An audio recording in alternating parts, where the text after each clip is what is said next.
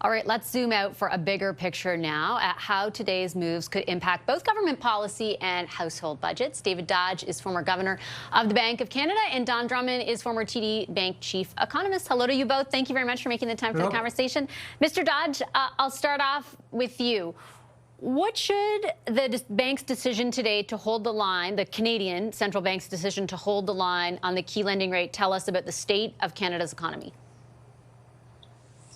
I think the governor said it best in his remarks. This is different from a cyclical downturn. This is a structural transition we're going through. And the bank is, in a sense, sitting aside at the moment, doing what it can do to keep the financial markets stable, while the economy makes a transition and government fiscal policy and, most importantly, structural policy plays the key role. Mr. Drummond, I think a lot of Canadians will hear structural transition of the economy and be unsure or nervous about what that means. In layman's terms, how do you interpret that? And how should we interpret that? I think we put too much attention on the changes of the Bank of Canada rate or the federal rate. We need to look at the level. That's what really matters, that 2.25. So the Bank of Canada puts out an estimate of a range for what they consider a neutral interest rate. That would be the interest rate that's neither really stimulating the economy or trying to put a brake on the economy. And they've said for quite a long time that will be in a range from 2.25 to 3.25. And they're at the bottom end of that range. So, you know, you ask that question, how does this match up to the state of the economy? And in a way, it matches up perfectly. It suggests the economy is underperforming somewhat, but not in a disastrous fashion. Hence, it's not at 2.75, the midpoint of the range, which might be perfectly neutral. It is providing some stimulus, but at the moment, not that much.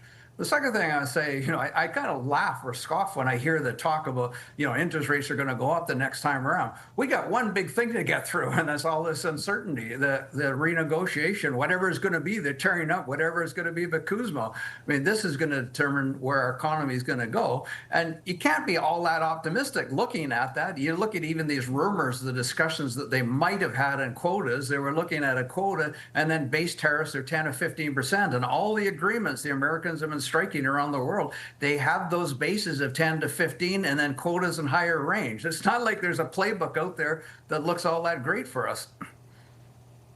Is that kind of the story right now, Mr. Dodge, that the economy is reflective of, yes, all the massive amount of uncertainty that has been created through this trade war, but also is not the disaster that we had anticipated it could be at this point in time?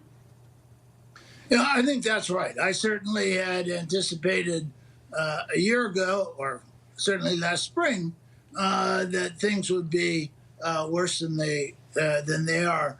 But I think we are missing the tremendous jolt that investment in IT and IT-related things has given the whole of the North American economy.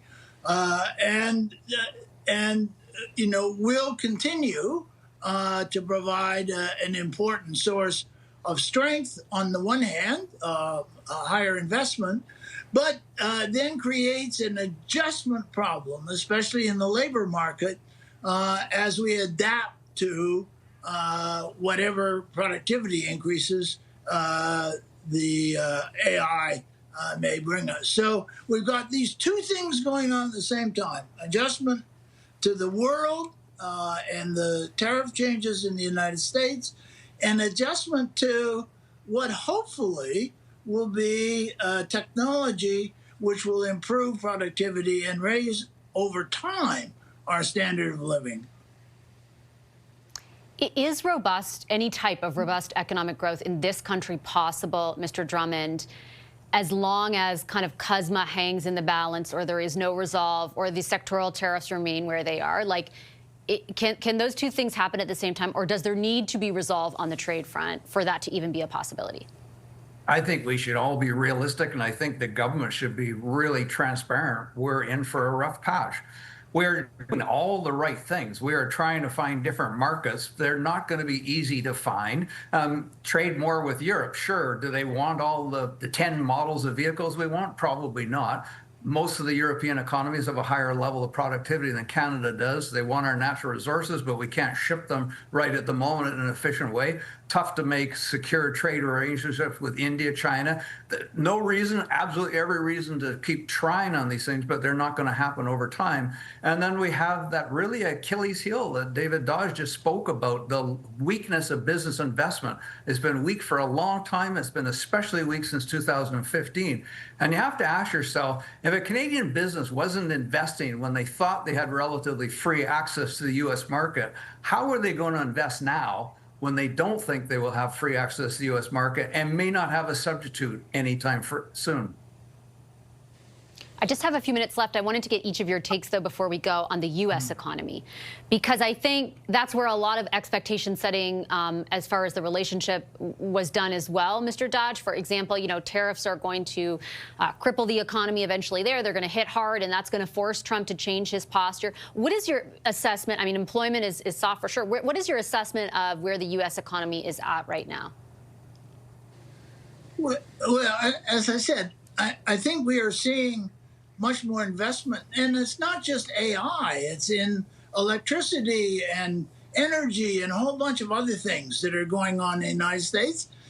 You've got American business, which is optimistic because they think they've got a government in power that's going to cut taxes and cut regulations. So I think the U.S. economy is going to perform reasonably well.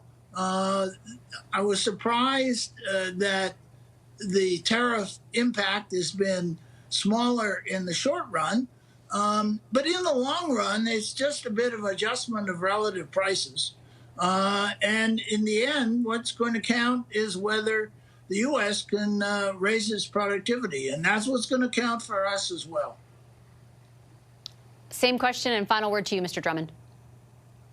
I think there's a lot more difficulty adjusting to the tariff shock than we're hearing about it. A lot of it is suppressed. Take the example of the tariffs on steel. The last time the U.S. tried that, they backed off because they quickly discovered there's a lot more operations that use steel in the U.S. than make steel in the United States. There's a lot more jobs involved in the use of it. And you just look at the $11 billion package for farmers. Well, they get hit by the tariffs. That's the United States did that, and other countries reacted to that, and now they have to bail that out. And affordability is the name of the game in the United States. And of course, the tariffs are raising the prices. So we're sitting here watching this as Canadians and wondering, it shouldn't just be us pressuring the U.S. to not go down this path of tariffs. The Americans should see it's not in their interest as well. That voice is trying to be silent, but I think you're hearing more and more about it because there's evidence. It's pushing up their inflation and is costing jobs in areas. And I'm optimistic that the U.S. business will be successful in reining in the excesses of the U.S. administration. So I'm more optimistic about the U.S. than Don is. Okay, well, we'll end on a point of divergence. Nothing wrong with that. I appreciate both of you making the time for the conversation. Don Drummond and David Dodge. We have a lot to talk about. Thank you.